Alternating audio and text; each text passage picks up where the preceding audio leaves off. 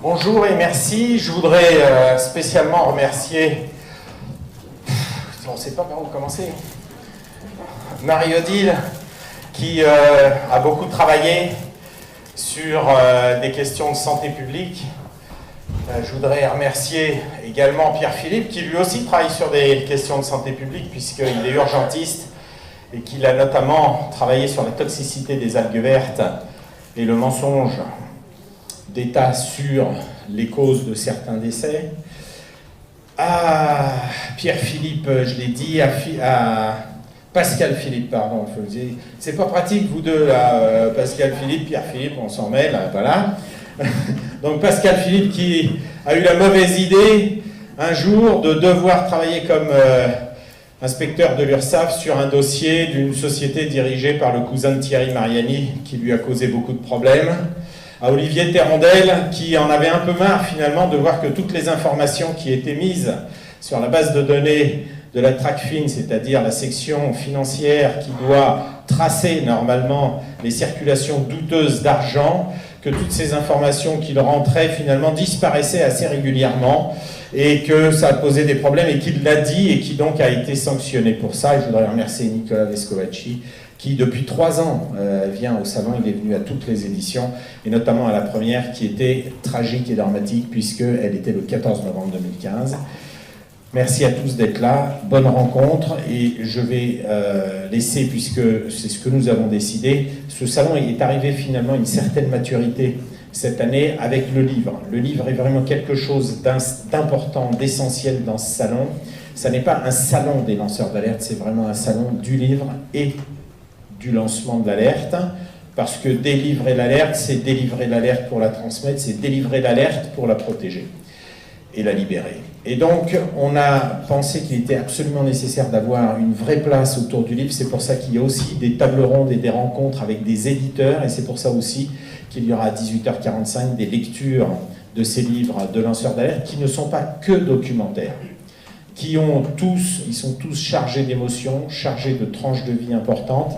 Et je remercie Gilbert et Claudine qui a lu tout à l'heure d'avoir préparé ces lectures. Merci à tous en tous les cas. Merci encore d'être là, vous 5. Merci à vous d'être là tous ensemble, car c'est ensemble que nous ferons un petit peu avancer tout ça. Merci.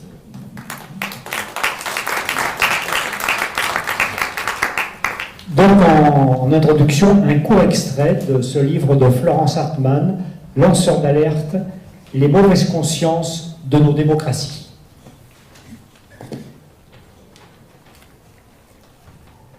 Lorsque la cellule anti-blanchiment décide, courant avril, de traiter le dossier Cahuzac, elle choisit de mener sa propre enquête sans concertation avec l'autorité judiciaire, alors qu'une information est déjà en cours. Les considérations politiques auraient-elles pris le dessus, s'interroge Terrandel. Depuis le début, il soupçonne Tracfin d'entrave à la justice. En témoigne, à ses yeux, l'anonymisation de la fiche Cahuzac, la suppression d'une partie des informations intégrées dans la base de données et le retard dans le traitement de son dossier, mais aussi l'inexplicable absence de transmission à la justice des informations bancaires, pourtant au cœur de l'instruction, dirigée par les juges du pôle financier. S'ils avaient été informés du rapatriement des montants de l'évasion fiscale sur le compte personnel de Jérôme Cahuzac en France, les juges Van Ruynbeck et Leloir auraient immédiatement ordonné des mesures conservatoires. C'est la règle, dès lors qu'il existe des risques immédiats de disparition des fonds suspects. Dans la mesure du possible, Tracfin privilégie la transmission des informations utiles au procureur de la République afin que la procédure de saisie des avoirs s'effectue dans un cadre judiciaire, précise d'ailleurs Tracfin dans un rapport d'activité 2011. Les événements du 16 mai 2013 vont confirmer les doutes de Terrandel. Ce jour-là, Jérôme Cahuzac est placé sous contrôle judiciaire. Il est alors en mesure d'en négocier les modalités grâce aux fonds rapatriés de Singapour dont il a gardé depuis plus d'1 mois la pleine jouissance. Celui qui a été pendant 11 ans maire de Villeneuve-sur-Lot le révèle quelques jours plus tard dans la dépêche du Midi. Sachez que j'ai fait procéder au rapatriement des montants litigieux. Ils sont en France, à la disposition de la justice, je payerai ma dette, et je ferai don du reliquat, s'il existe, à des œuvres caritatives de l'arrondissement de Villeneuve. Les juges d'instruction, pour leur part, annoncent seulement au début du mois de juin avoir ordonné le 16 mai le versement de la somme au titre de caution. Une semaine après l'accord passé sur les modalités du contrôle judiciaire, Tracfin se résoudre à transmettre au juge Van Ruynbeck et Le Loir les pièces du dossier Cahuzac. Plus de 5 semaines de temps de latence qui restent inexpliqués, insiste Thérondel.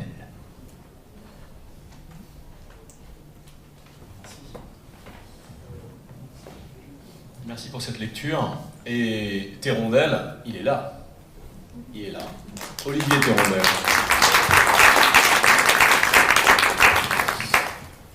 Merci d'être venus aussi nombreux pour assister à ces débats. Évidemment, vous serez invités à poser des questions à la fin des présentations que nous allons faire, des expériences des uns et des autres. Et vous allez le voir, elles sont à la fois importantes, profondes, capitales pour ce qui est du lanceur d'alerte ou de ce qu'on appelle l'alerte en général, puisqu'au sein aussi des services publics, il y a des fonctionnaires, on en a ici des exemples, qui se sont mobilisés pour alerter, dénoncer, apporter au public une information d'intérêt général. Et c'est bien ça qu'on demande aux fonctionnaires lorsqu'il s'agit de dénoncer quelque chose en interne, c'est de représenter l'intérêt général, et vous allez le voir, c'est pas toujours facile. Quelques mots de présentation assez rapides sur nos différents intervenants. Je commence par Madame Berthelin-Geoffroy, que vous connaissez peut-être, qui est une ancienne magistrate, qui est aujourd'hui avocate. Vous avez été juge d'instruction pendant près de 30 ans, un peu plus de 30 ans même, dont une quinzaine d'années à plonger votre nez dans les histoires judiciaires et sanitaires. Madame Berthelin-Geoffroy s'est occupée de dossiers aussi sensibles que le sang contaminé, que la légionellose, que l'amiante, tout un tas de dossiers qu'elle a traités pendant de très nombreuses années, et elle a un point de vue assez précis sur ce qu'est la justice et comment fonctionne la justice dans ces dossiers très précisément. Olivier Thérondel, donc, qui est ici à ma droite. Olivier est un agent des douanes qui a été pendant de nombreuses années détaché auprès de l'agence Tracfin, qui est la cellule de Bercy anti-blanchiment et qui regarde de près toutes les transactions bancaires, mais pas que, qui renifle, qui sentent un petit peu la poudre. Et pour avoir mis son nez un tout petit peu de trop près sur l'histoire Cahuzac, il nous racontera par la suite, effectivement, il a été écarté, il a été mis sous pression par sa hiérarchie. À mes côtés, un jeune retraité qui a été, pendant de très nombreuses années, pendant combien de temps ? 25 ans, inspecteur de recouvrement à l'URSSAF.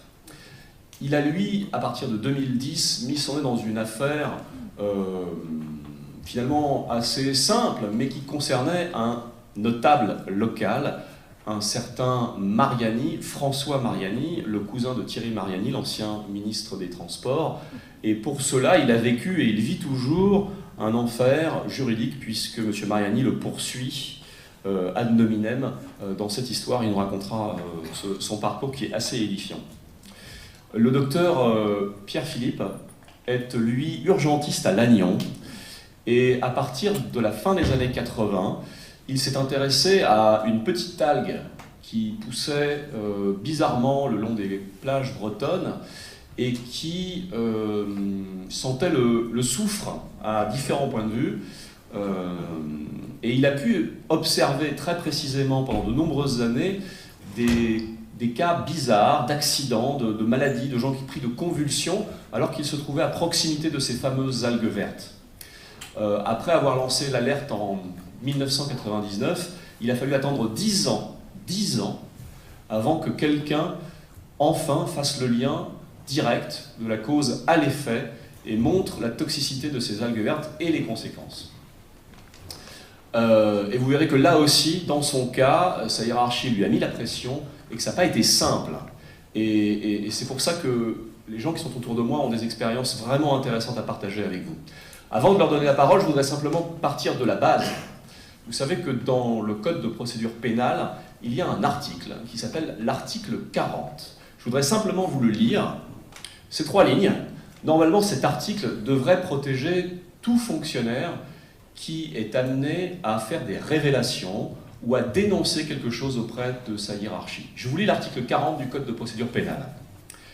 Toute autorité constituée, tout officier public ou fonctionnaire qui, dans l'exercice de ses fonctions, acquiert la connaissance d'un crime ou d'un délit, est tenu d'en donner avis sans délai au procureur de la République et de transmettre à ce magistrat tous les renseignements, procès-verbaux et actes qui y sont relatifs.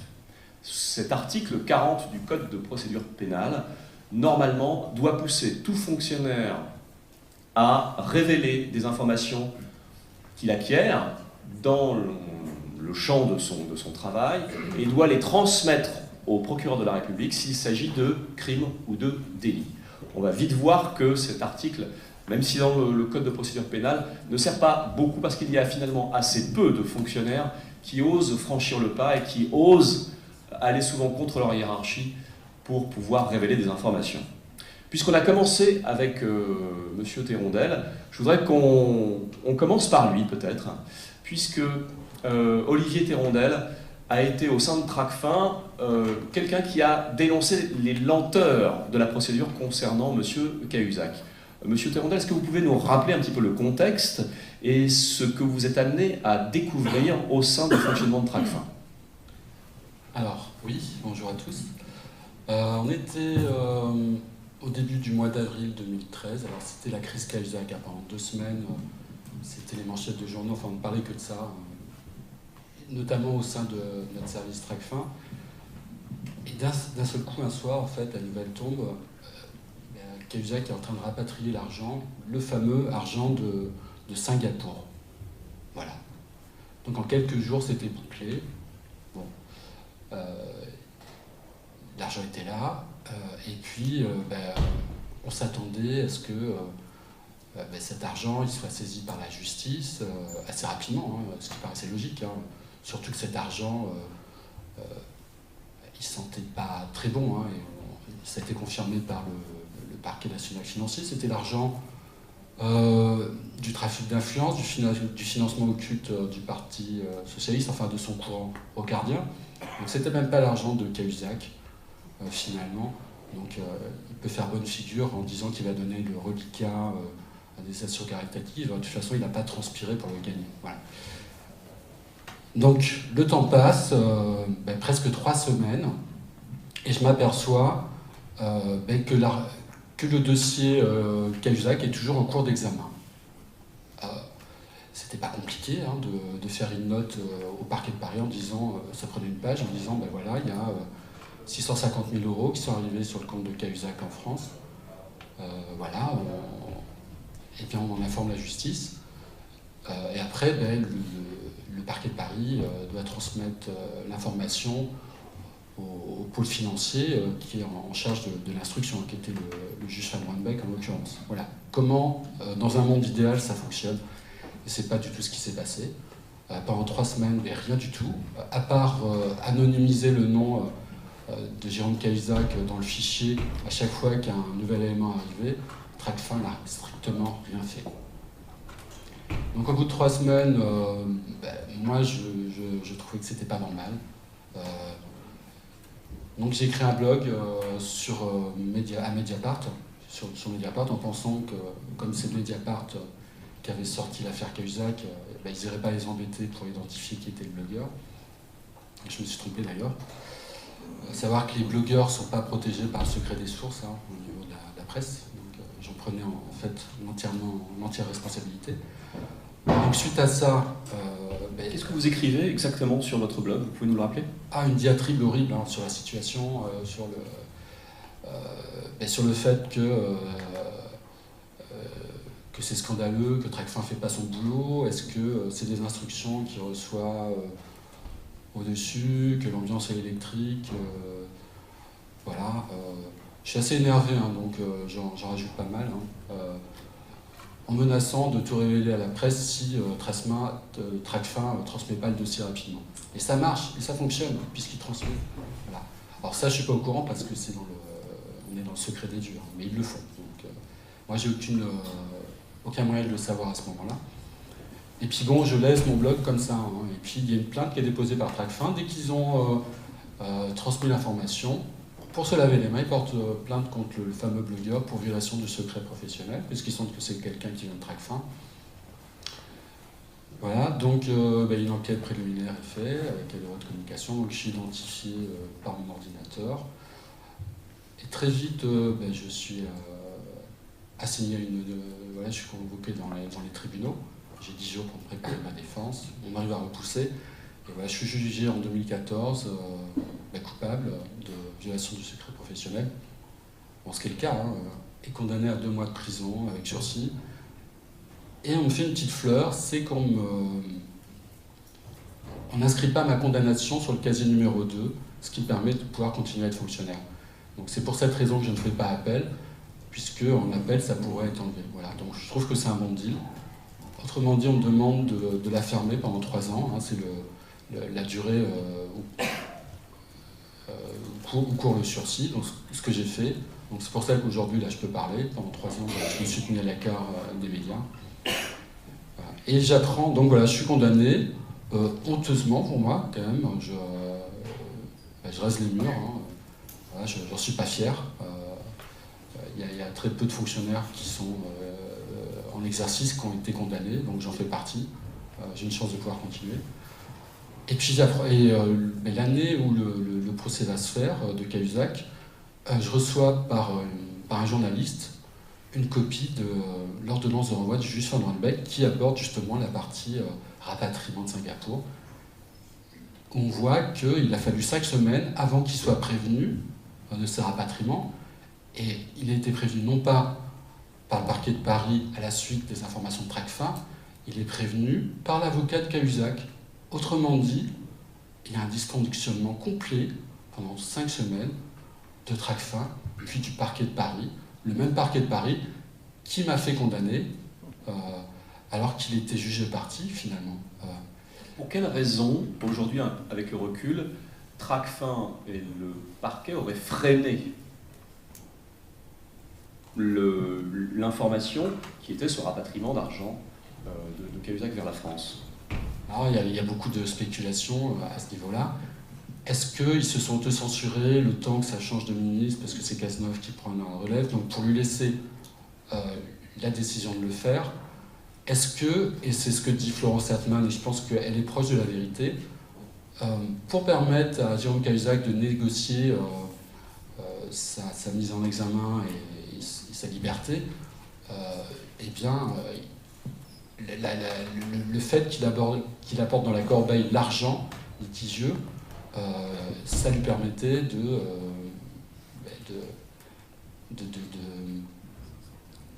pouvoir être en liberté conditionnelle, tout simplement. Si cet argent avait été gelé à Singapour, il n'aurait pas pu le faire, puisque ça aurait été encore sous les autorités singapouriennes.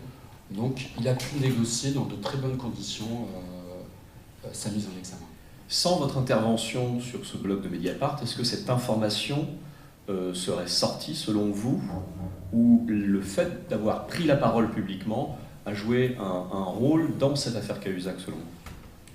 Alors on voit bien que dans la chronologie des faits, Tracfin ne transmet que après la publication du blog. Le blog, je le publie le 23 avril, et la transmission, d'après ce qui a été dit au niveau le jour du procès, a été faite le 25, soit 2 jours après.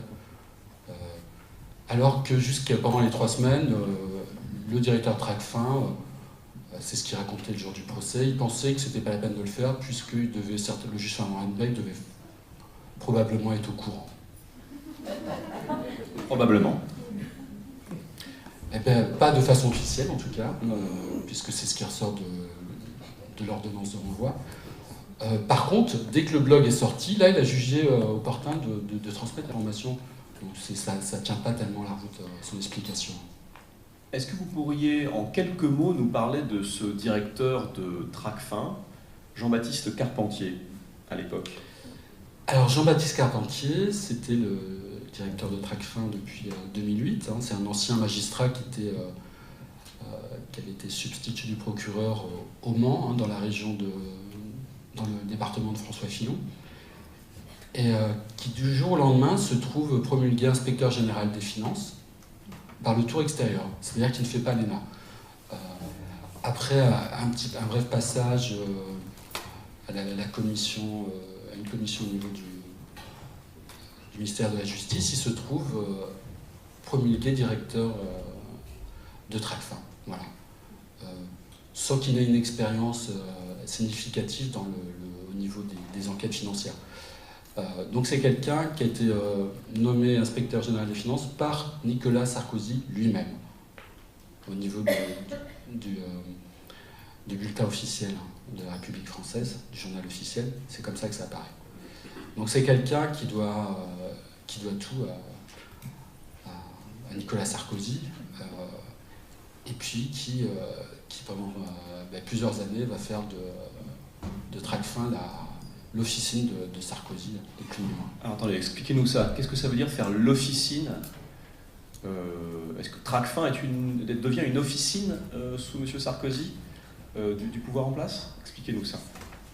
Comment on devient une officine quand on est un service de renseignement? Eh bien, rappelons-nous, je vous coupe, Tracfin, c'est l'organisme anti-blanchiment de Bercy. C'est normalement des types sérieux qui passent leur temps à ausculter les comptes bancaires, les virements, et qui vont dénicher des informations qui concernent le blanchiment d'argent. On est bien d'accord? Alors, ce qu'on constate pendant cette période-là, c'est qu'il n'y a pratiquement aucun élu de la majorité qui n'a inquiété par les transmissions en justice de Tracfin. Ça, c'est un hasard. Oui. Mis à part Roxane Decorte, et encore ça a été fait en catimini, qui était conseillère de Paris pour des détournements d'associations, de fonds d'associations pour les personnes âgées. À ma connaissance, il n'y en a pas d'autres, ce qui n'a pas été le cas pour des élus de partis politiques. Donc déjà, on remarque cela. Ensuite, donc, Tracfin n'a pas à être interrogé par les pouvoirs publics pour savoir si telle personne est connue ou pas. Et malheureusement, cette règle n'a pas été respectée puisque on recevait régulièrement des listings de l'Élysée qui nous demandaient d'interroger, de passer en revue ces personnes-là, en dehors de tout cadre légal. On n'était pas dans le cadre de la lutte contre le terrorisme. On vous demandait de faire des enquêtes sur des gens qui intéressaient M. Sarkozy à l'Élysée, qui voulaient savoir quel était le pédigré de un tel ou un tel. Alors, ce n'était pas des enquêtes, on voulait savoir s'il y avait des dossiers. Voilà. D'accord. Et ce boulot, donc, quand c'était des personnes lambda, on demandait à le faire à moi. Donc, au bout de la deuxième fois, j'ai refusé. Mon chef m'a félicité d'ailleurs en me disant « mais t'as raison ». C'est là que j'ai entendu la première fois le mot officine. Il m'a dit il est en train de faire de Tracfin l'officine de l'Élysée, en parlant de Jean-Baptiste Carpentier. Et pour les cas les plus sensibles, c'est là on passait pas par les petits agents. Pour les personnes notoires, le directeur général, le directeur de Tracfin le faisait lui-même. C'était le cas par exemple sur Cahuzac, entre les deux tours de la présidentielle. Donc on ne savait pas encore qui allait gagner, si c'était Nicolas Sarkozy qui allait être reconduit ou si c'était François Hollande. À deux reprises, le directeur de Tracfin va voir dans la base de données si Jérôme Cahuzac y figure. Jérôme Cahuzac, qui n'était pas encore ministre, qui était pressenti comme le futur ministre du budget. Et donc à deux reprises, il y va. Est-ce que c'est de sa propre initiative? Est-ce qu'on lui demande, parce qu'on sait que de toute façon, on sait qu'on a déjà quelque chose pour le tenir, puisqu'il y a des enregistrements qui sont en possession d'un ancien député de l'UMP. En tout cas, c'est clair qu'il y a quelque chose qui se prépare déjà entre les deux tours sur Jérôme Cahuzac. Pour finir avec votre expérience, M. Thérondel, est-ce que vous avez été mis sous pression directement par votre hiérarchie? Vous a-t-on menacé de redressement, de procédures variées? Vous avez eu un procès, vous avez été condamné. Est-ce qu'on vous a menacé de vous écarter, de vous mettre dans un placard? Est-ce qu'on vous a mis la pression directement? Alors au niveau de Tracfin, c'était simple, c'est qu'ils ont annulé mon habilitation confidentielle défense, qui faisait que je ne pouvais plus rentrer dans les locaux. J'ai même pas pu dire au revoir à mes collègues. Ensuite, au niveau des douanes, quand je suis rentré, donc j'ai intégré en douane, on m'a laissé tranquille. Il n'y a pas eu de souci au début, jusqu'à temps qu'il y ait l'article dans Mediapart qui sorte, qui révélait justement les curiosités du patron de Tracfin entre les deux tours des présidentielles, ce que je vous ai raconté. Il se trouvait que c'était dans le dossier judiciaire. On voyait qui avait consulté les dossiers. Donc c'est pas moi qui avais eu l'information directement en bidouillant la base de données. Hein. C'était dans le dossier judiciaire suite à la demande de la police. Donc ça a été communiqué à Mediapart. Hein. J'avais le droit de le faire puisque c'était un élément de mon dossier. Donc je pouvais en faire ce que je voulais. Donc je l'ai donné à Mediapart qui a trouvé ça justement très intéressant, ce genre de curiosité entre deux tours présidentielles. Et le jour de la publication de l'article, j'ai reçu un coup de fil du bureau A1, c'est les sanctions disciplinaires des douanes, qui m'a dit finalement, le directeur de Tracfin a demandé à ce qu'il y ait des sanctions disciplinaires. Voilà. J'en entends pas parler et je suis convoqué une semaine avant le procès. Donc, ce qui me paraissait quand même culotté. Une semaine avant un procès, mais qu'est-ce que ça veut dire? Qu'est-ce qu'on va me dire? Qu'est-ce qu'on va me demander? Donc j'y vais. Effectivement, on m'a posé plein de questions qui n'avaient rien à voir avec la procédure disciplinaire. Ils essayaient de savoir ce que je savais, ce qu'allait se dire le jour du procès. Voilà, ils essayaient d'avoir en fait une longueur d'avance pour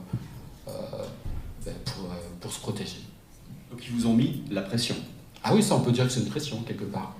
Très bien. Il n'y a pas eu de suite, de sanctions disciplinaires par la suite. Hein. Donc tout ça, c'était un espèce de bluff. Ou de manigance pour vous mettre la pression juste avant le procès. Oui, c'est vrai que c'était intimidant hein, de se retrouver face à une espèce de cour martiale autour d'une grande table. Donc l'expérience d'Olivier montre en fait à quel point une administration qui est censée être indépendante peut être au service d'une cause ou de quelqu'un. Et quand une administration est un peu secouée sur sa base, parfois il arrive que ceux qui secouent le cocotier aussi en prennent plein la figure. C'est le cas pour Olivier, mais c'est aussi le cas pour Philippe Pascal, qui est à côté de moi, qui va vous raconter son histoire, qui, elle, vous allez le voir, est finalement un peu en lien avec celle d'Olivier Thérondel, parce que c'est l'histoire de gens qui font leur boulot. D'ailleurs, je crois que vous dites souvent que vous ne vous considérez pas comme un lanceur d'alerte, mais comme quelqu'un qui a fait simplement son travail. Alors, racontez-nous ce qu'était votre travail et qu'est-ce que vous avez fait. Oui, alors moi, j'étais donc, comme le disait Nicolas, j'étais inspecteur à l'URSSAF d'Avignon, chargé de la lutte contre la fraude depuis la loi de 97 qui a créé les comités opérationnels de lutte contre la fraude qui permettent de mutualiser les compétences entre tous les services verbalisateurs qui luttent contre la fraude. Et donc moi très vite j'ai été nommé secrétaire départemental de ce comité à Avignon. Donc j'étais le secrétaire départemental et je considérais plus le procureur comme mon chef que le directeur de l'URSSAF, ce qui d'ailleurs ne plaisait pas trop puisqu'on me considérait un peu comme un électron libre. Et donc je référais des affaires que je traitais après, quand elles étaient traitées. Donc ça n'a jamais plu à l'URSSAF, parce qu'il faut toujours dire où on va, qu'est-ce qu'on fait, etc. Et donc moi, j'étais pas dans ce schéma-là, quoi. Et donc j'étais à ce poste depuis 97, et en 2010, donc 13 ans après, entre-temps, j'ai fait pas mal de dossiers sur des politiques. J'étais certainement le seul en PACA, parce que c'est pas recommandé. Et donc j'ai eu affaire à M. Mariani, qui est le président de la Chambre de commerce, cousin de Thierry Mariani, donc de la droite populaire, ami de M. Sarkozy, et ministre des Transports. Et donc M. Mariani, non seulement est président de la Chambre de commerce, donc de l'école hôtelière, du CFA, formation des apprentis, il a un hôtel-restaurant 4 étoiles, il a la plus grosse entreprise de BTP d'Avignon, Mariani BTP, qui a tous les marchés publics, Rempart, Palais des Papes, etc., et qu'il a pratiquement en exclusivité.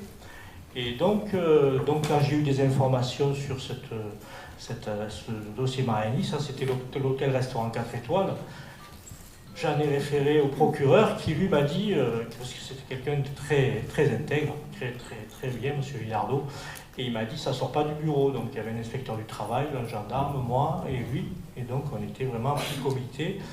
Et il nous a demandé de ne pas en parler à la hiérarchie parce qu'il craignait des fuites, parce qu'il connaissait le personnage. Et donc on a commencé à préparer notre dossier. On savait qu'il y avait un travail légal à tel endroit.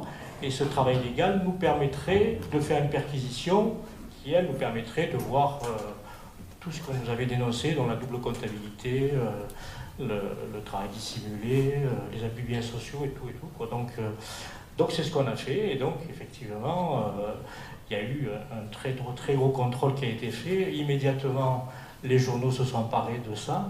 On a vu M. Mariani entre deux gendarmes en première page de la Provence, du Dauphiné, etc. Donc, et comme moi j'étais le directeur d'enquête, le gars qui conduisait un petit peu les travaux, et qui me connaissait un petit peu avant parce qu'à un moment donné, il voulait se lancer dans l'humanitaire, et moi j'étais président de l'association humanitaire, donc 7-8 ans plus tôt, il m'avait dit, Monsieur Pascal, je voudrais vous aider, faire des parrainages, etc. Et au bout de 2 réunions, j'ai compris la manipulation et j'ai refusé. Donc, bon, on s'est quittés, bons amis, mais ça s'est pas fait.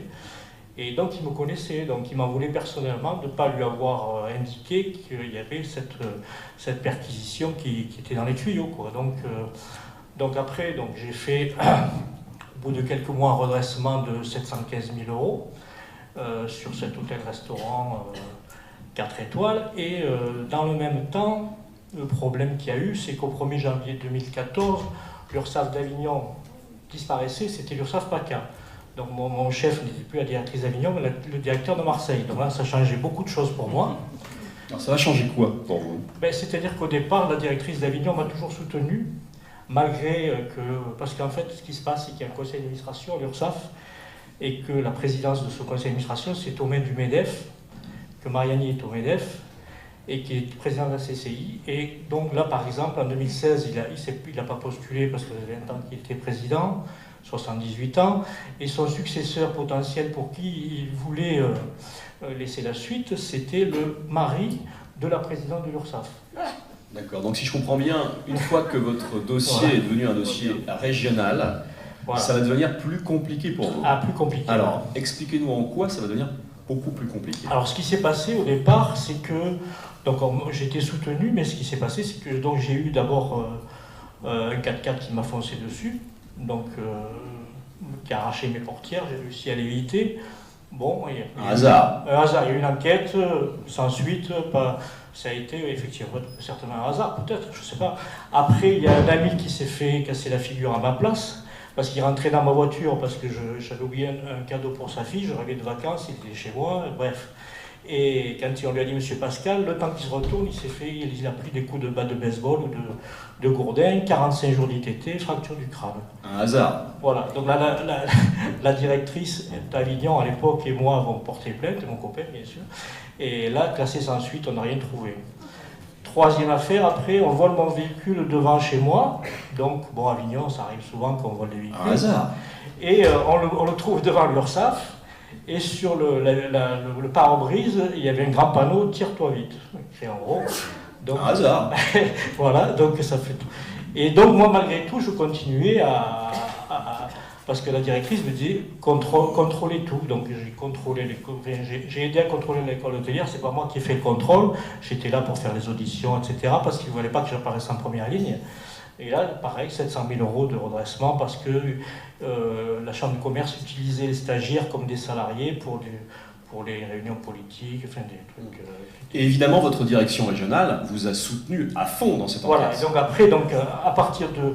Donc ça a été régionalisé le 1er janvier 2014, et moi je suis passé un conseil de discipline, j'étais mis un conseil de discipline le 6 janvier 2014. Alors attendez, vous allez un peu vite. Ouais. C'est-à-dire que vous vous retrouvez accusé dans cette histoire? Non, alors là, non, c'est-à-dire qu'on cherchait absolument à me déstabiliser.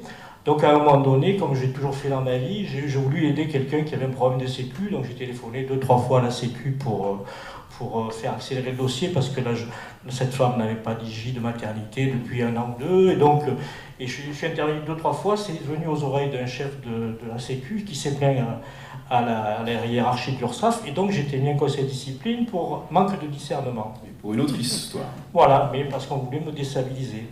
Et après, donc peut-être 2 mois après, donc moi j'ai un peu pété les plombs, j'ai écrit une lettre au directeur de régional, au directeur des ressources humaines, à tout le monde, pour dire tout ce que je pensais. Et là, j'ai été remis en conseil de discipline pour dénigrement de la hiérarchie. Donc voilà, ça fait beaucoup. Et je continuais malgré tout, puisqu'on est assermenté, donc on ne peut pas nous empêcher de faire ce qu'on veut, faire ce qu'on veut. De faire le dossier qu'on juge bon d'être fait, quoi. Et donc, je commence à préparer le dossier Mariani BTP, qui là été le plus gros de tout ça. Et donc, comme tout ça, ça a commencé à bouillonner, donc j'ai des anciens salariés de Mariani BTP qui m'annoncent qu'il y a un 13e mois au black qui est payé chaque année, etc. Donc, je vais faire des auditions de gendarmerie pour avaliser tout ça. Et donc, comme il y a eu ces 3 affaires, dont l'agression, la voiture, etc., donc la directrice me dit vaut mieux faire ça par des Marseillais, parce que vous allez finir au fond du Rhône, sinon. Donc, bon, je dis, ouais. Donc je leur donne tout, au directeur contrôle de Marseille. Et puis 3 mois après, donc je demande aux inspecteurs qui ont fait 3 inspecteurs qui m'ont remplacé, qu'est-ce qu'il y a eu. Moi qui avais calculé à peu près 1 million d'euros, hein, parce que 100 et quelques salariés, 13e mois, ça fait beaucoup. Ils ont fait que 17 000 euros de redressement. Et ils m'ont dit non, on ne touche pas le black parce qu'on a déjà assez d'ennuis avec Mariani, etc. Donc en fait, votre direction vous a mis la pression gentiment pour vous écarter de ce dossier, voilà. A confié l'affaire à des inspecteurs marseillais qui eux-mêmes n'étaient pas les plus, je veux dire... Après, on ne sait pas, on sait pas si ça s'est arrêté au directeur contrôle qui leur a donné des ordres. Enfin, ils ne sont pas allés au bout de votre dossier. Je ne sais pas ce qu'il y a eu. En gros, vous avez été lâché par votre direction. Voilà, là j'ai été lâché. Alors ça, disons que quand il a vu que je continuais malgré tout à me battre, il a arrêté, il n'y a rien de prouvé, donc je ne peux pas dire qu'il a arrêté. Disons que j'ai plus d'ennui de ce type d'agression. Par contre, on a commencé à m'attaquer au niveau juridique.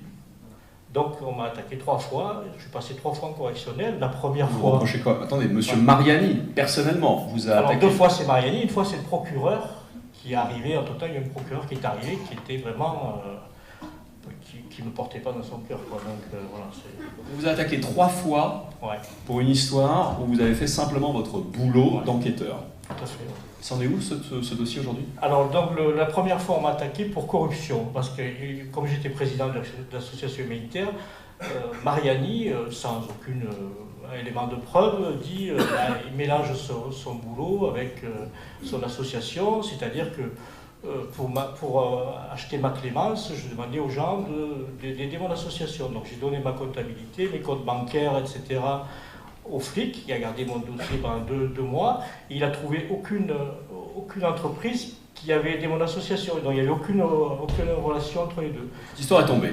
Donc cette histoire s'est classée sans suite.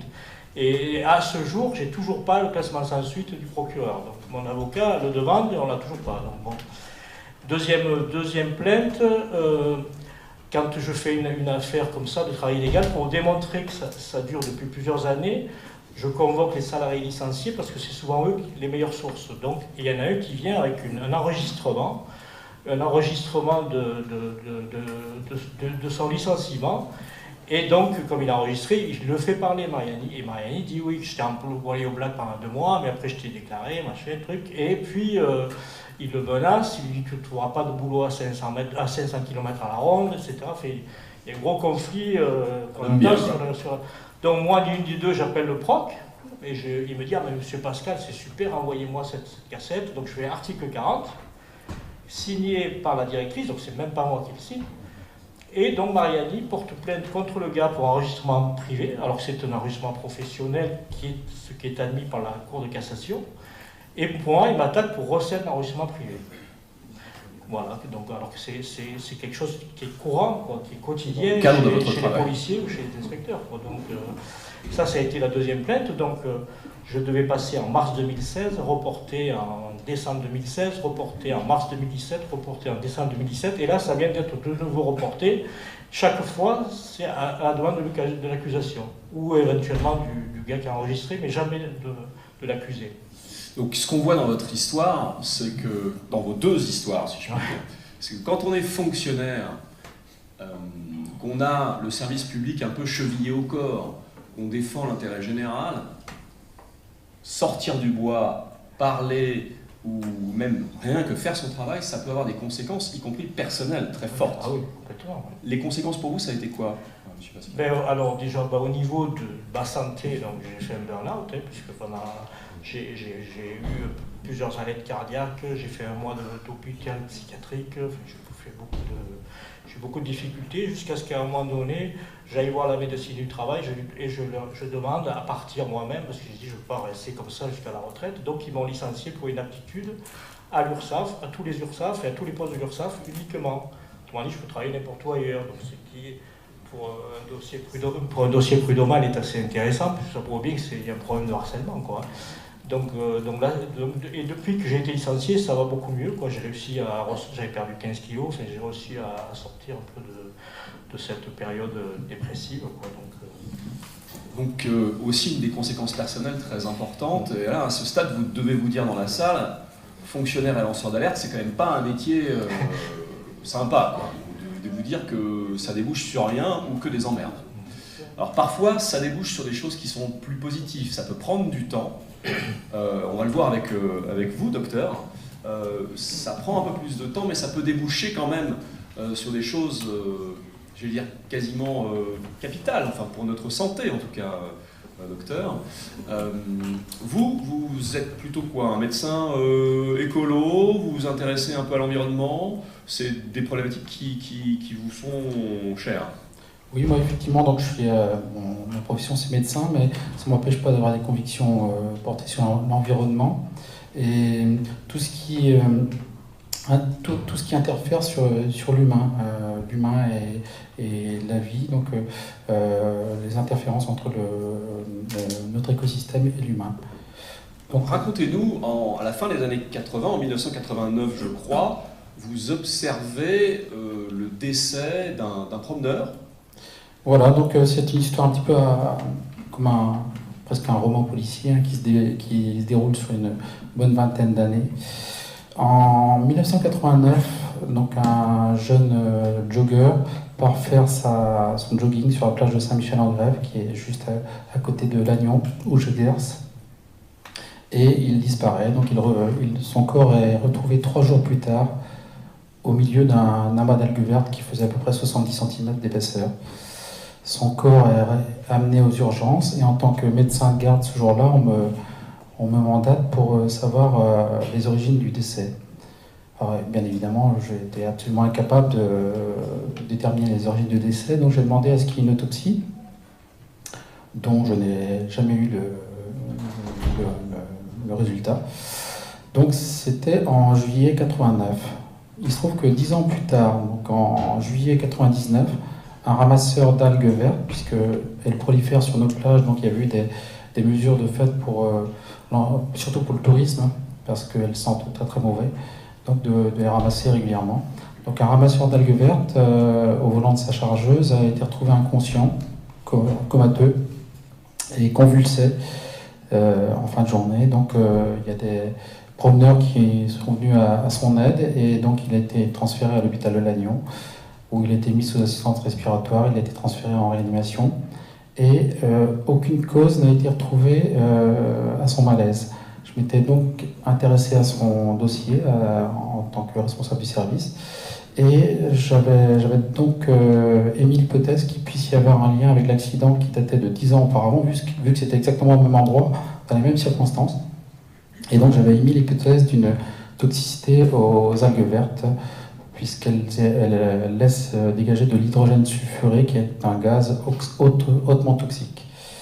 J'avais fait un courrier à la DAS, donc, qui est notre autorité de tutelle, et je n'ai pas eu de retour. Il m'a fallu pratiquement 1 an pour avoir un retour, après de multiples demandes, du centre antipoison de Rennes, qui signifiait que comme il n'y avait jamais eu de cas décrit jusqu'à ce jour, il n'y avait pas de raison que ça le soit. Donc c'était en 99. Je fais une petite parenthèse, docteur Philippe, c'est que ce sulfure d'hydrogène, c'est un gaz lourd, plus lourd que l'air, qui est aussi toxique que le cyanure. On parle des algues vertes. Les algues vertes, juste cette petite incise, c'est aussi la résultante de toute une agriculture productiviste, bretonne notamment, mais pas que, qui, par les nitrates, rejette énormément de produits chimiques dans l'eau et produit ces algues vertes. Tout à fait. Et donc, les deux plages les plus infestées dans notre département sont celles de Saint-Michel-en-Grève, donc où les deux premiers accidents sont arrivés, et celle d'Illion en baie de Saint-Brieuc, donc 70 km plus à l'est. Il se trouve qu'en 2008, j'apprends par la presse qu'une promeneuse avait trouvé ces deux chiens avec lesquels elle se promenait, morts simultanément au-dessus d'un amas d'algues vertes à Illion, donc à 70 km de chez nous. Elle s'interroge, donc savoir si effectivement il y avait un lien avec les algues, et par voie de presse, la DAS répond en disant que non, c'était pas possible puisqu'il n'y avait jamais eu de cas décrit.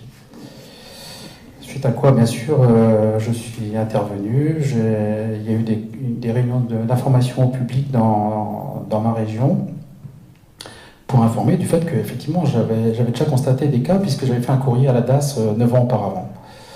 Et le but, c'était qu'on n'ait pas d'accident ultérieur. Malheureusement, il n'a pas fallu attendre un an, puisque en 2009, donc en baie de Saint-Michel-en-Grève, donc un cavalier voit son cheval qu'il tenait par la longe, donc s'enfoncer dans un amas d'algues, et il décède en 1 minute devant ses yeux, en 1 minute, et lui, en essayant de le secourir, il se met à convulser et donc perd conscience. Les secours sont arrivés, il a été mis sous assistance respiratoire, il a été transféré aux urgences de Lannion. Et à ce moment-là, donc j'étais pas de service ce jour-là, mais quand je l'ai vu le lendemain, puisque l'hypothèse initiale c'était que son cheval s'était noyé par asphyxie d'eau, pas par des gaz, et que lui avait fait une convulsion par hypoglycémie. Je lui ai dit que non, pour moi, c'était absolument pas lié à ça, c'était probablement lié aux accidents antérieurs qu'on avait eus, et c'était la seule chance que j'avais de mettre le doigt enfin sur la toxicité de ces algues. Donc, il a bien voulu effectivement qu'on fasse une analyse de tissu de son cheval, parce que c'était la seule possibilité. À ce moment-là, effectivement, j'ai eu beaucoup de difficultés parce que la direction des services vétérinaires a refusé de faire les analyses. Ça a été une bataille. Il a fallu que je menace, en fait, ce que j'ai fait. Il a fallu que je menace qu'en cas d'opposition, d'obstruction de leur place, je prévenais toutes les associations environnementales de la région et qu'effectivement, ils risquaient d'avoir du fil à retordre. C'est ce qui s'est produit, puisqu'effectivement, j'ai relayé tout de suite par la presse, dès le lendemain. Et à ce moment-là, effectivement, j'ai eu des pressions de mon administration. Donc on va revenir sur ça, c'est important. Vous êtes donc le seul médecin local à faire un lien pendant une dizaine d'années au moins entre la toxicité de ces algues vertes et ces accidents, ces décès inexpliqués. Lorsque vous alertez, quel est le retour de votre hiérarchie ? Alors, quand j'alerte en 2009, ma hiérarchie, puisque bien sûr, quand on accorde une interview, il faut déjà qu'on demande l'accord de notre autorité, donc de l'hôpital. Et elle a été très claire. Tout témoignage de ma part ne pouvait se faire qu'en dehors de l'hôpital. Il ne fallait pas que l'hôpital soit mêlé à cette histoire, parce qu'effectivement, pour l'instant, il ne cautionnait pas mes allégations.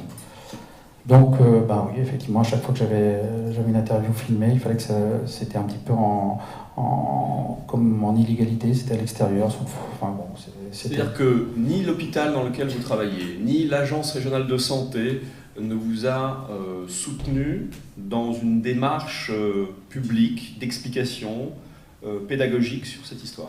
Non, absolument pas. J'ai eu même des coups de fil itératifs de la direction des services vétérinaires me disant que j'alertais les foules inutilement, que je racontais n'importe quoi, enfin que j'avais pas de preuves concernant ce que j'alléguais. Alors, effectivement, c'est difficile à vivre, hein, parce que pendant un certain temps, comme j'avais réussi à avoir l'autorisation de faire par le cavalier les analyses sur les tissus de son cheval à ses propres frais, parce que c'était pas couvert du tout par les services vétérinaires. Hein. Donc j'avais qu'une peur, c'est qu'effectivement les dosages soient bidonnés, entre guillemets. Il se trouve que ces dosages ont été envoyés au seul laboratoire en France qui est attitré pour faire ce type d'analyse, et les analyses sont revenues positives. Qui a donc confirmé votre hypothèse. Et qui ont confirmé, donc 3 semaines plus tard, donc il y avait confirmation officielle qu'effectivement il y avait une toxicité directe et que les décès étaient liés à ça. Et donc grâce à vous, si je comprends bien, on a pu prouver une relation de cause à effet entre ces algues vertes et le décès de ces animaux ou de ces personnes dans cette région. Plus modestement, je dirais que j'ai essayé de faire avancer, même au jour d'aujourd'hui, c'est difficile parce que il y a 2 ans de ça, un jogger est mort à Ilion, donc l'autre zone qui est infestée. Il a été retrouvé au sein d'un amas d'algues vertes et il n'y a pas eu d'autopsie de fait à ce moment-là. Et donc, on est toujours dans un espèce de vide. Et je passe c'était 2 ans auparavant, il y avait 36 sangliers, 2 blaireaux et un autre animal qui était trouvé mort au même endroit, exactement au même endroit. Donc des morts simultanées sur un même endroit, ça peut être que toxique. Il n'y a aucune autre possibilité. Scientifiquement, c'est absolument impossible de prouver l'inverse. Et bon, modestement, aujourd'hui, je me rends compte qu'effectivement, tout n'est pas encore fait, malheureusement, malgré les alertes. Tout est fait pour essayer La question que j'ai envie de vous poser, mais peut-être la même que celle des gens qui nous écoutent, c'est comment expliquer que l'Agence régionale de santé ait été si précautionneuse, pour ne pas dire plus. Comment expliquer que personne ne se soit penché sur le cas de ces algues vertes qui rejettent quand même un gaz extrêmement toxique? Je pense que, à mon avis, hein, il y avait une sorte de collusion, puisqu'en fait, la DAS, la préfecture, la direction des services vétérinaires, en fait, on tourne un petit peu en rond, parce que même si ça dépasse un petit peu mon rôle de médecin, il est clair pour tout le monde que les autorisations pour extension d'élevage intensif sont données par le préfet. Hein. Donc les élevages intensifs entraînant des taux de nitrate très importants dans les effluents et qui eux-mêmes sont pourvoyeurs d'algues vertes. Donc la boucle est bouclée. On sait pertinemment qu'effectivement, tant qu'il y a cette culture intensive qui est avalisée par les autorités, effectivement, donc ils étaient quelque part responsables de la situation. Un dernier mot, lorsque vous avez réussi à prouver finalement ce lien de cause à effet, quelle a été la réaction de votre hiérarchie? Alors j'ai eu 15 jours, 3 semaines après, quand les 4 ministres, le Premier ministre, ministre de l'Environnement, de la Santé, de l'Écologie, s'étaient présentés sur la baie de Saint-Michel-en-Grève pour effectivement accepter qu'il y avait une relation de cause à effet. À ce moment-là, effectivement, j'ai eu un coup de fil du directeur adjoint de l'hôpital qui était venu pourtant, lorsque j'avais alerté la presse, me dire au sein de mon service « Attention, monsieur Philippe, on est très embêté parce que vous êtes sur la ligne rouge, on vous demande de pas la franchir, donc attention ». Et là, donc, 3 semaines plus tard, il me téléphonait pour me dire que, en gros, j'avais raison et qu'il me félicitait. Vous aviez fait un travail formidable. Merci, docteur. Madame Berthelat-Geoffroy, vous êtes-vous un peu à la confluence de tous ces dossiers, de tous ces témoignages, puisque vous avez été magistrate, que vous avez enquêté, instruit de nombreux dossiers. Quand vous écoutez le docteur Philippe raconter son histoire, vous êtes spécialiste de ces questions de santé. Quelle est votre réaction? Écoutez, je ne suis pas étonnée. Je ne suis pas étonnée parce que ces affaires de santé publique ne sont pas bien traitées par la justice.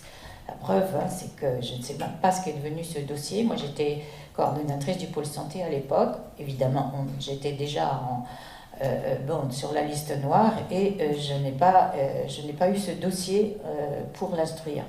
Là, mais je crois que votre expérience avec ces juges d'instruction n'a pas été très très très bonne. Hein. Vous avez été reçu comme un délinquant, paraît-il.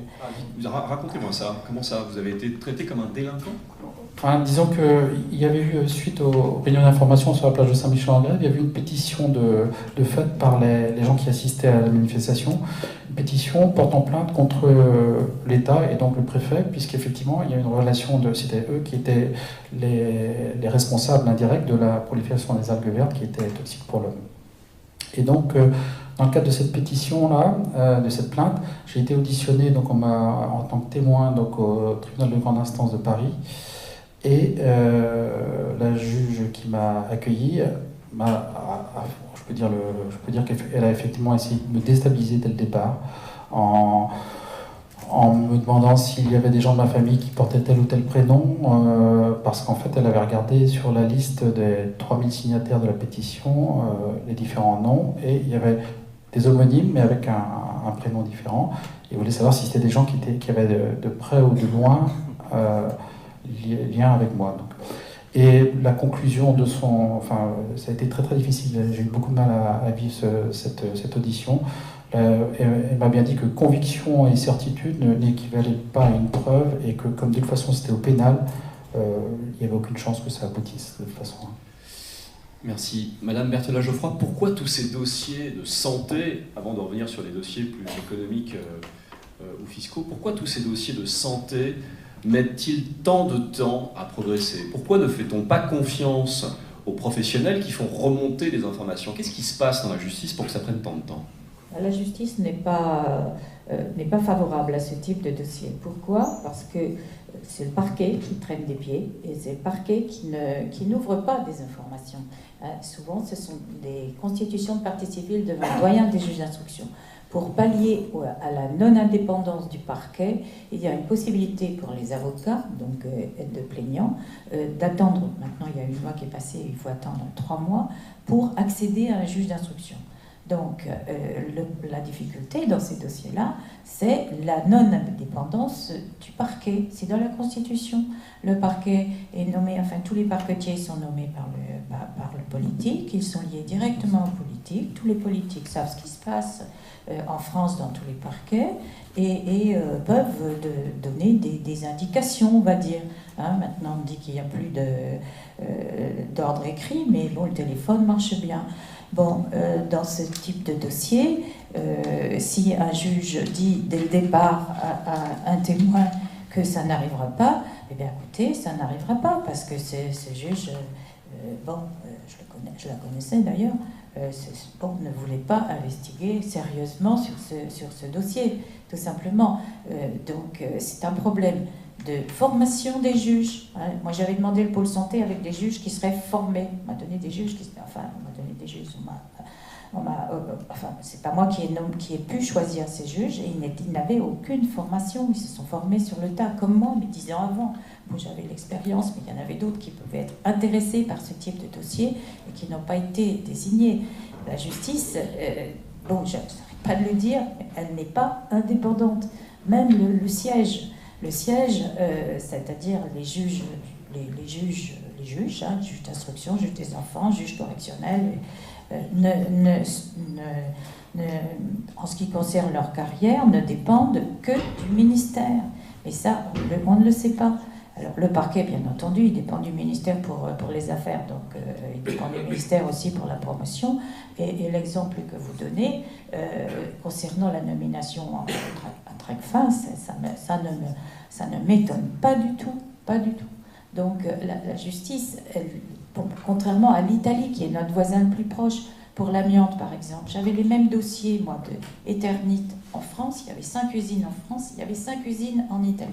Exactement la même chose. J'ai donné tous mes dossiers, tous mes éléments au procureur de Turin, qui avait récupéré, même s'il n'y avait pas le pôle santé en Italie, qui avait récupéré tous les 5 usines qui étaient dispersées en Italie. Il a eu les moyens qu'il voulait. il a fait une équipe de magistrats, d'experts, parce que c'est important les experts, je ne sais pas ce qu'il y a eu dans les algues vertes, mais la nomination des experts, mais c'est capital. On sait qui est compétent, qui ne l'est pas, et qui veut faire plaisir ou ne le veut pas, même les experts judiciaires.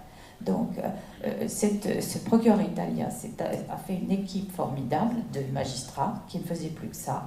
C'est extraordinaire parce que à chaque fois, chaque juge d'instruction a au moins 80 dossiers, des experts et surtout aussi des enquêteurs. En 4 ans, il avait tout bouclé. C'est passé aux assises pour les 2 directeurs d'établissement. Moi, j'en avais mis en examen exactement au même niveau. Et vous savez, aujourd'hui, on envisage un non-lieu pour toute l'amiante, même pour les... Donc, 18 ans et 20 ans aux assises pour les 2 directeurs d'Eternit, les PDG en fait. Et en France, on se tourne vers le non-lieu. Et bien là, tout est dit. Tout est dit pour une affaire de santé publique. Et on attend encore 100 000 morts dans l'amiante. 100 000 morts.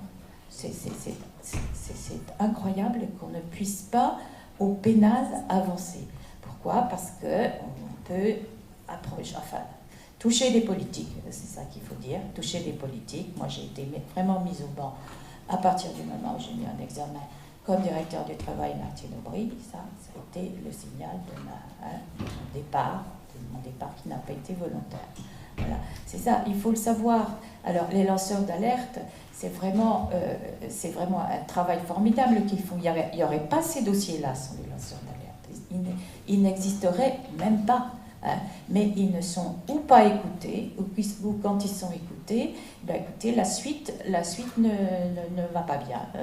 L'instruction, le pénal est vraiment honni par les parquetiers, c'est-à-dire par la justice. C'est touché aux politiques, et surtout dans les affaires financières aussi.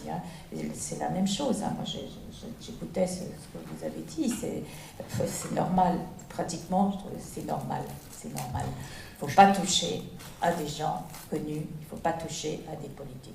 Une question, Madame Berthelot-Geoffroy. Est-ce que l'article 40, qui est dans notre code de procédure pénale, est-ce qu'il protège véritablement les fonctionnaires qui sont tenus, c'est bien écrit, les fonctionnaires sont tenus de donner toutes les informations qu'ils récupèrent, qui sont de leur possession, s'ils croisent un délit ou un crime? Non, il n'est pas... Donc, tous les articles 40 ne sont pas suivis, on va dire. Et qui est-ce qui a des soucis? C'est ceux qui font l'article 40. Mais je donnerai un exemple, mais pas du tout dans la santé. Par contre, les mauvais traitements à enfants, par exemple, il y a beaucoup d'articles 40. Bon, là, ils sont suivis ou ils ne sont pas suivis. Après, quand il y a des décès des enfants, il y a une responsabilité qui n'est jamais établie, ou même des assistantes sociales qui ne font pas l'alerte, qui ne font pas l'article 40. L'article 40 des médecins aussi, les médecins qui voient les blessures ou les bleus chez les enfants. C'est très... Mais pourquoi c'est mal appliqué? Parce qu'ils ont peur des conséquences dans leur travail, et ils ont peur ensuite d'avoir des conséquences même judiciaires. Quand on voit M. Pascal ici à ma droite, on comprend pourquoi, même en brandissant l'article 40, que vous avez brandi vous-même. Vous avez brandi cet article. Normalement, vous êtes protégé, c'est un bouclier cet article 40. Oui, théoriquement non.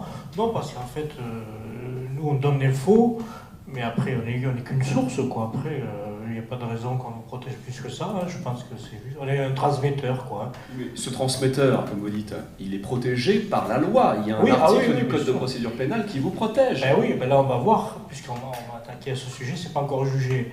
Mais beaucoup de magistrats me disent en douce, on ne comprend même pas comment on peut attaquer quelqu'un sur un article 40, quoi. Et je pense que c'est pour ça que c'est reporté, parce que je pense que la présidente et les magistrats doivent être mal à l'aise sur ce dossier-là, quoi, parce qu'il n'y a aucune raison de reporter, quoi. Donc, pour moi, la question qui se pose, c'est est-ce qu'on peut être lanceur d'alerte et fonctionnaire? En fait, si on n'est pas protégé par la loi, alors que c'est inscrit dans la loi. Théoriquement. Oui. Monsieur Blondel, vous avez peut-être un avis là-dessus. Est-ce que, pour vous, est-ce que oui, vous êtes fonctionnaire, Si demain vous avez un crime ou un délit qui vous passe devant le nez, que vous pouvez étayer, que vous pouvez documenter, est-ce qu'aujourd'hui vous brandiriez l'article 40 et vous iriez voir votre hiérarchie pour dire attention, là j'ai quelque chose sous les yeux qui mérite d'être traité? Alors des articles 40, j'en fais régulièrement dans le cadre de mes fonctions. Ma hiérarchie est toujours informée, donc ça pose pas de problème. Hein. C'est des cas qui sont prévus de remise de personnes avec des faux papiers, des choses comme ça. Faire un article 40 sans l'aval de la hiérarchie, par contre, sans qu'elle soit informée, en les squeezant, hein, comme on dit, ça, je pense que ça serait pas tellement apprécié. En allant directement devant le procureur de la République. Oui, surtout si c'est des affaires qui intéresseraient, on va dire, la hiérarchie. Si on le faisait parce que justement une personne de la hiérarchie, on va parler par exemple si on découvrait qu'un collègue était corrompu et qu'on sentait que ça dérangeait la hiérarchie, c'est un cas fictif que je prends, et que le supérieur hiérarchique cherche systématiquement à mettre la poussière sur le tapis, si là on allait voir directement le procureur en squeezant le supérieur hiérarchique, je pense qu'on aurait des problèmes. Donc la conclusion finalement de vos expériences, c'est quoi? C'est vaut mieux rester tapis dans l'ombre, tranquille, derrière son bureau à pas bouger, ou est-ce qu'il faut aller de l'avant et il faut dénoncer ou alerter au nom de l'intérêt général? Monsieur Terrandane? Alors pour reprendre les propos que m'avait dit mon chef divisionnaire qui est parti en retraite, celui qui m'avait parlé de l'officine, il m'a dit ne fais pas de vagues et tu feras une petite carrière bien tranquille, tu avanceras tranquillement. Voilà. Alors si on a envie d'avancer tranquillement, il ne faut pas en faire plus qu'on nous en demande, et puis arrondir les angles, mettre de l'eau dans son vin, ça c'est clair. Après si on a le sens du service public et l'esprit de sacrifice, effectivement on peut prendre des risques. Monsieur Pascal? Oui, je pense la même chose. Et puis, ce que je peux ajouter, c'est qu'il y a aussi l'estime de soi, quoi. Moi, je sais que si je n'avais pas fait tout ça, si je ne m'étais pas battu pendant des années, je ne me regarderais pas dans la glace de la même façon, quoi. Donc, il y a ça aussi qui compte, même si ça coûte, même si c'est dur. Je pense que ça, c'est important, quoi. Docteur? Je rejoins tout à fait. Effectivement, je pense qu'il faut agir en son âme et conscience. À partir de là, effectivement, c'est plus simple entre guillemets, mais c'est quand même plus simple si on est en accord avec sa conscience de ne pas avoir laissé pérenniser des situations graves. Après, le reste, ça, à mon sens, ça reste un petit peu secondaire, même si c'est pas facile. Madame Berthelin-Geoffroy, que faut-il faire pour améliorer le sort de ceux qui veulent lancer l'alerte au cœur de nos administrations? Écoutez, il faut une loi qui, comme au Canada, j'étais voir un peu à l'extérieur, à l'étranger, comme au Canada, protège les lanceurs d'alerte de telle façon qu'ils restent de toute façon anonymes et que l'alerte est bien écoutée et bien envoyée là où il faut le faire. Mais bon, il y a eu la loi, il y a une loi Sapin 2 et il y a des décrets, et ce qui va se passer, c'est que il va y avoir un chemin, mais alors très difficile, très, très compliqué, et si vous n'êtes pas dans ce chemin-là, vous aurez des ennuis. Mais quand même, l'optimisme, c'est qu'il y aura un chemin, hein, et rester anonyme. Bon, en parlant d'anonymat, je peux aussi dire que les journalistes sont des lanceurs d'alerte. C'est plus radical. Là. Quand vous avez une bonne médiatisation sur une alerte, ça fuse. Hein. Ça fuse et il n'y a pas besoin de mois et de mois de tergiversation et surtout d'après de condamnation comme vous avez eu. Hein. Moi, quand j'étais juge d'instruction, c'est vrai que je voyais des journalistes, on me l'a assez reproché, et c'est de cette façon-là que quelquefois les affaires pouvaient avancer. Mais bon, est-ce que c'est pas digne de la France d'avoir que des journalistes pour l'alerte? Regardez, le sang contaminé, c'est une femme qui est décédée maintenant, Anne-Marie Castoret, qui a fait, mais alors, un article, je ne sais plus quel était l'hebdomadaire, mais c'est là qu'il y a eu vraiment une affaire du sang contaminé. Les hémophiles, ils étaient 3 pour avoir, sans avocat ou avec un avocat, je ne sais plus, qui avait déposé plainte, parce que les hémophiles, ils se connaissaient bien, ils voyaient que tout le monde mourait, contrairement aux transfusés. Et bien, classement sans suite, infraction non caractérisée. Et c'est ensuite qu'il y a eu une médiatisation et une ouverture d'information.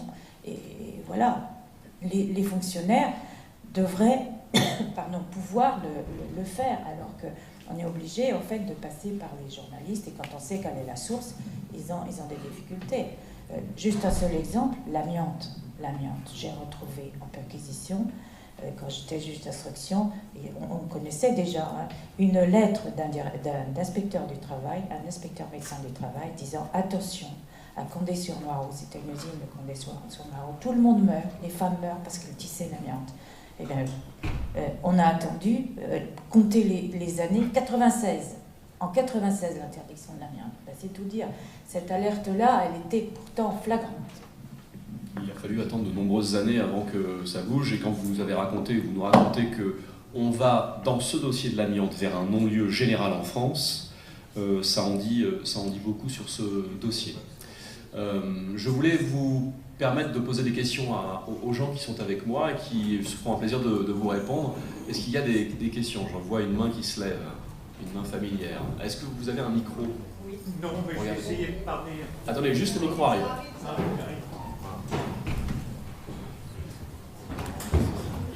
Il nous reste une vingtaine de minutes à peu près. Non, très vite. Merci pour tous ces exposés. Qui dit code pénal dit sanction, à ma connaissance. Les articles du code pénal, enfin, notre connaissance, les articles du code pénal se terminent par « et sinon, sera condamné à la peine de temps et X euros, milliers d'euros ». Pourquoi l'article 40, à cet article, n'est-il accolé aucune sanction? Et est-ce que le fait de mettre une sanction pour non-dénonciation permettrait de faire avancer le sujet?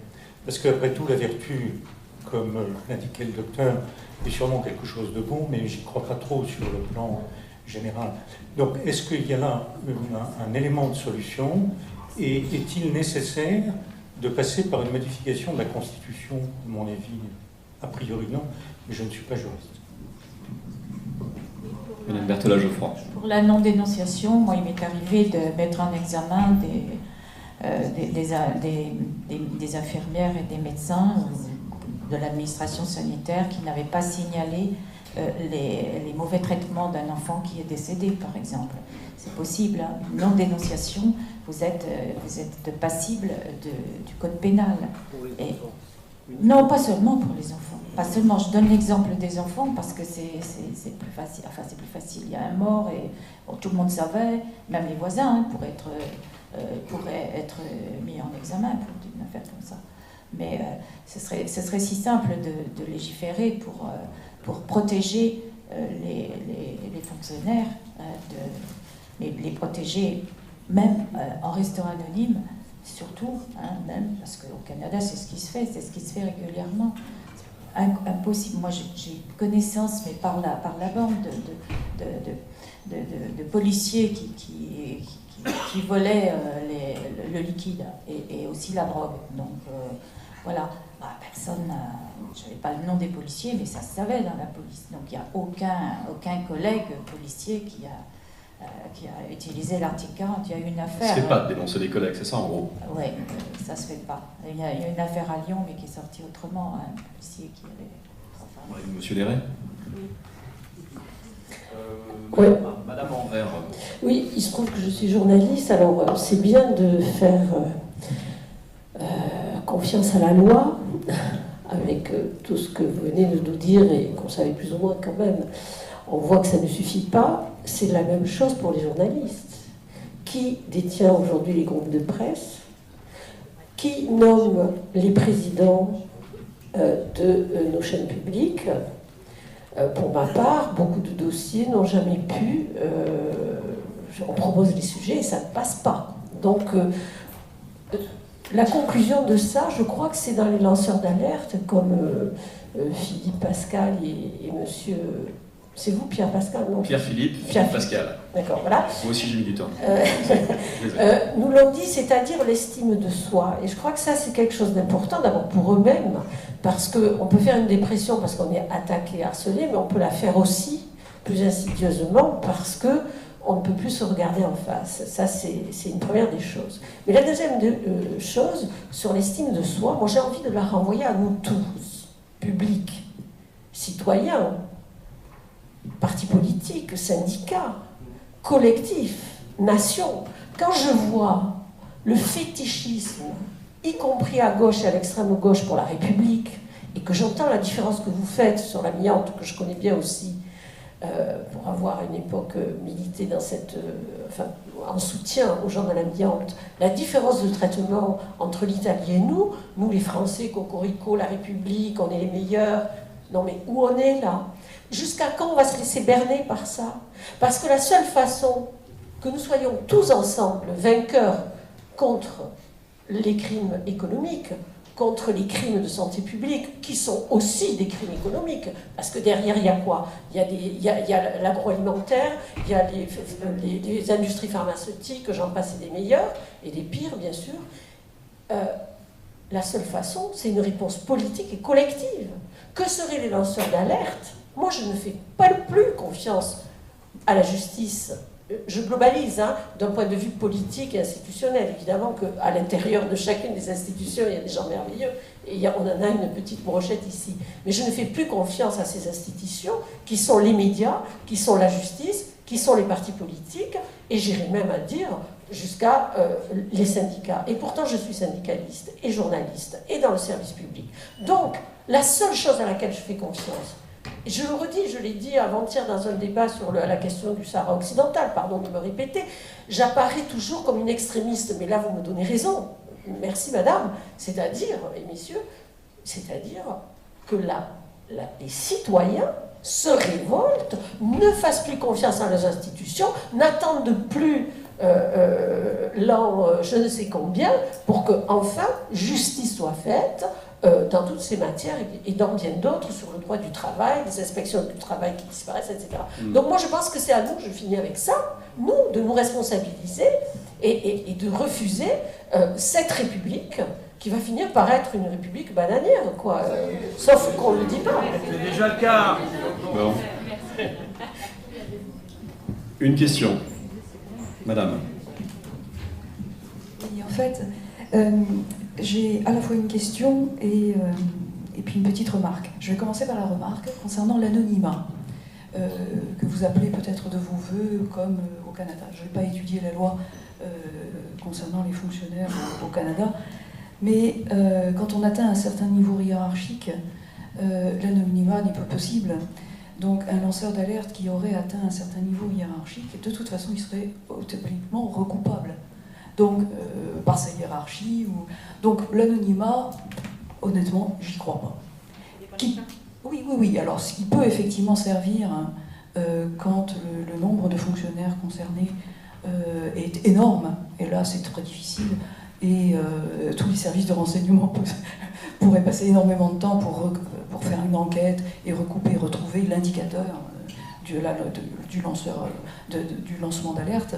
Mais quand on atteint un certain nombre de niveaux de secret d'État ou de secret financier, là, c'est impossible. Donc, vaut mieux afficher, vaut mieux être protégé. Alors, je ne sais pas exactement comment, mais voilà, il faut trouver des systèmes de protection parce que sinon on n'aura aucune alerte de grosses affaires. Et concernant la question, je voulais savoir ce que vous pensiez, Madame la magistrate, des juridictions administratives. Les juridictions administratives, elles sont, figurez-vous, plus indépendantes que les juridictions judiciaires dans ce type d'affaires. Moi, en ce moment-là, je travaille sur le lévothyrox. comme avocat, je suis plus magistrate. Et bon, j'ai espoir qu'un référé administratif, pour retirer provisoirement bien sûr cette nouvelle formule Lévothyrox qui fait tant de problèmes et tant de morts aussi. Il y a un journaliste justement qui a fait une alerte là sur les 14 morts dont il va falloir déterminer le lien de causalité, bien sûr, mais qui a refusé par l'ANSM. Ce lien de causalité, ils disent non, il n'y a pas de lien de causalité, les gens meurent sans que ce soit la faute de la nouvelle formule.